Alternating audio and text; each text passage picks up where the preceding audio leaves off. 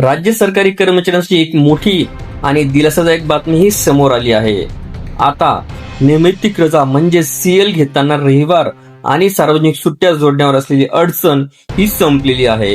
होय, महाराष्ट्र शासनाच्या वित्त विभागाने घेतला आहे तो अत्यंत महत्वाचा निर्णय.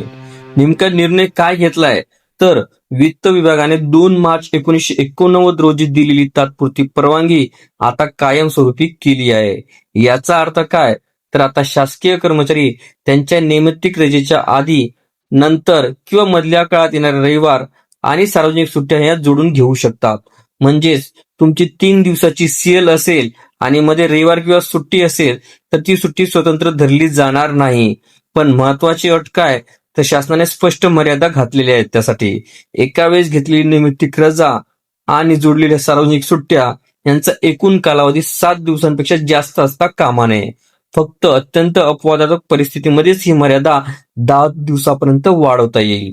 कर्मचाऱ्यांसाठी का आहे हा मोठा दिलासा देणारी तर यामुळे सलग सुट्ट्यांचे चांगले नियोजन करता येणार आहे.